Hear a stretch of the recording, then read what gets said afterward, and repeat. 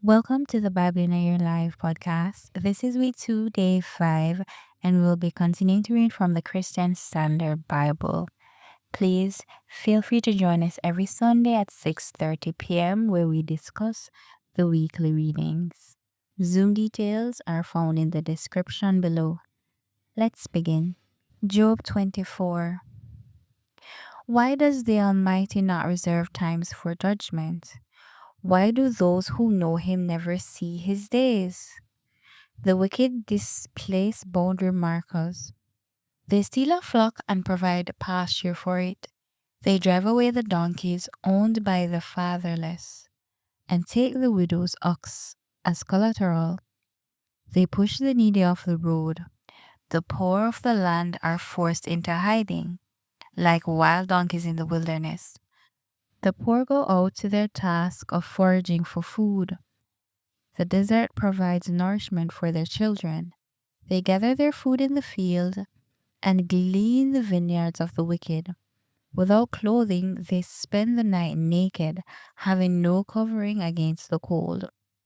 Drenched by mountain rains, they huddle against the rocks, shelterless. The fatherless infant is snatched from the breast.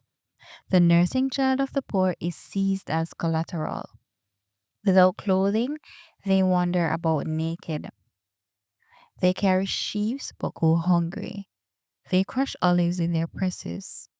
They tread the winepress but go thirsty. From the city, men groan.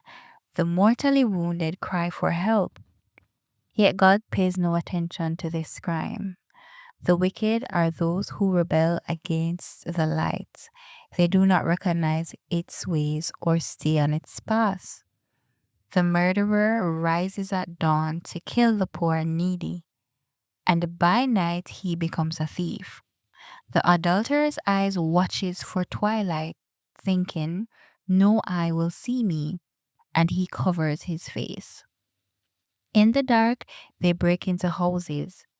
By day, they lock themselves in, never experiencing the light. For the morning is like darkness to them.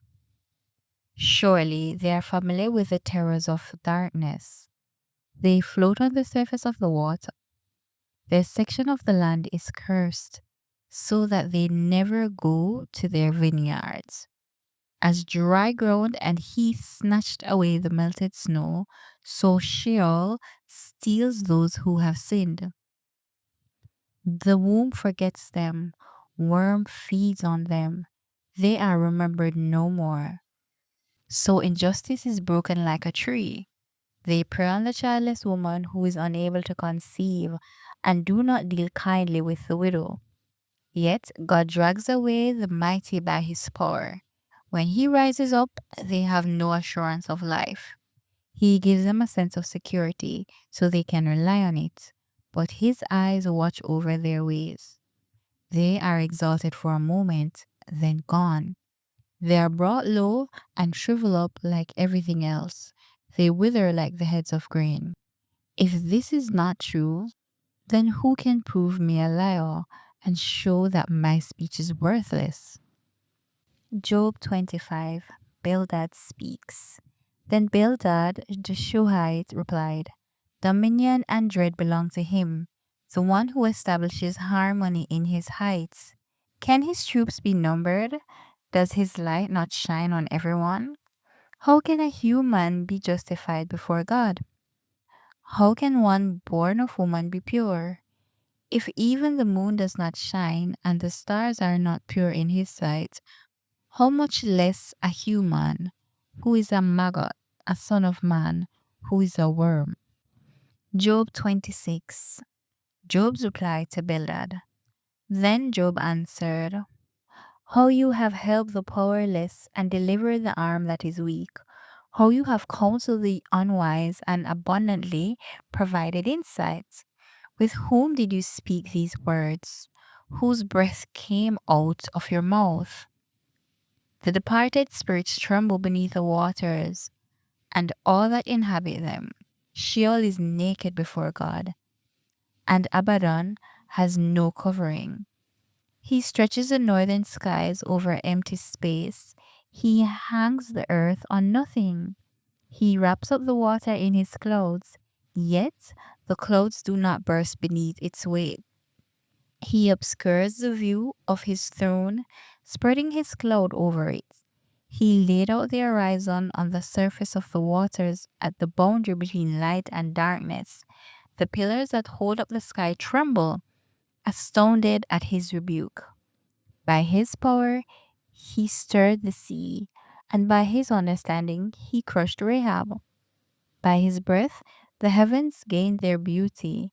His hand pierced the fleeing serpent. These are but the fringes of his ways. How faint is the word we hear of him? Who can understand his mighty thunder? Job 27.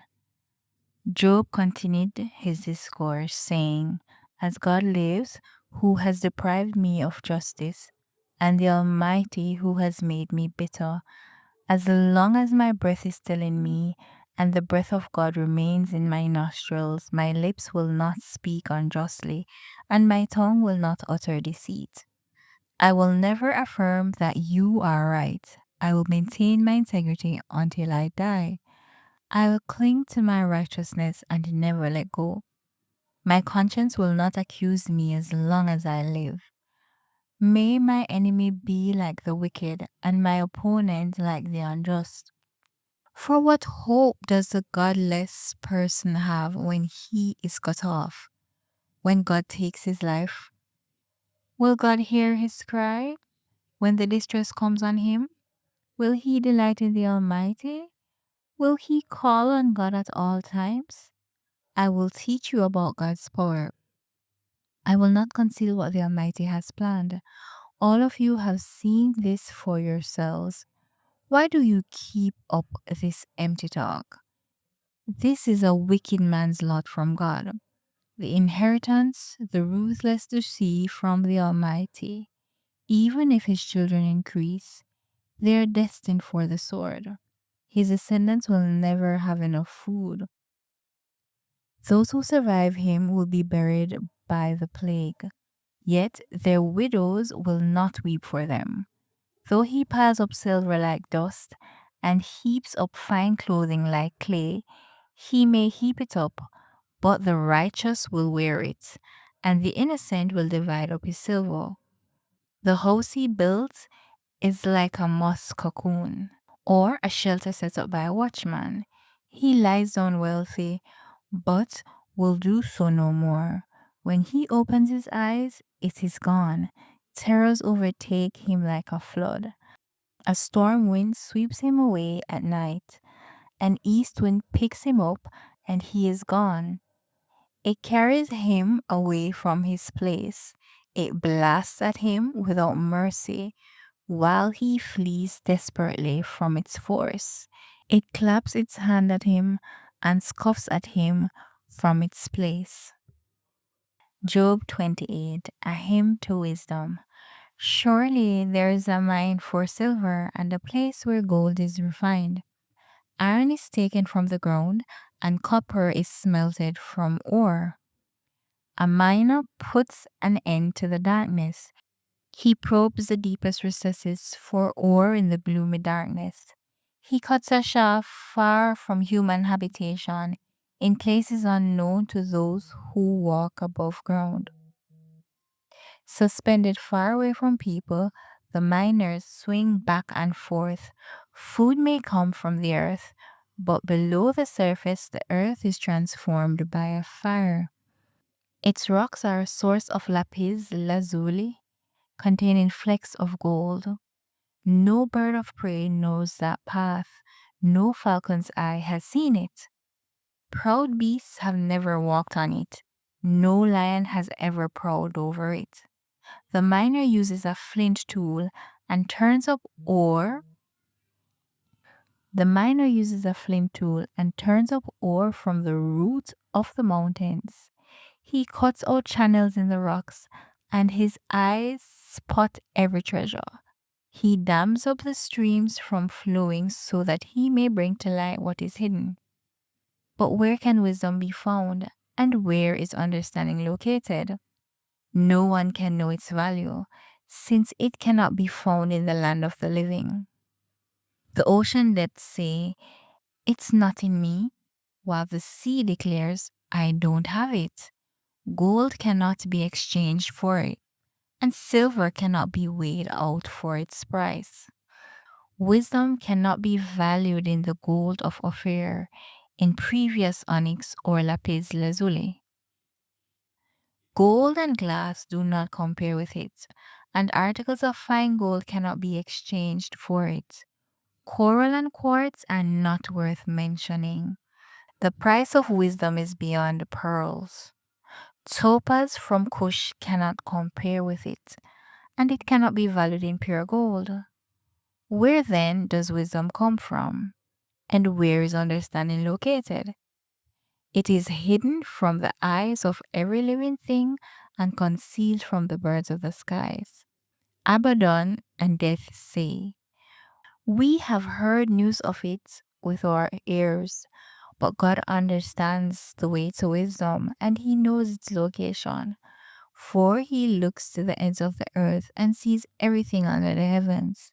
When God fixed the weight of the wind and distributed the water by measure, when he established a limit for the rain and a path for the lightning, he considered wisdom and evaluated it. He established it and examined it. He said to mankind, 'The fear of the Lord, that is wisdom, and to turn from evil is understanding.'" Amen.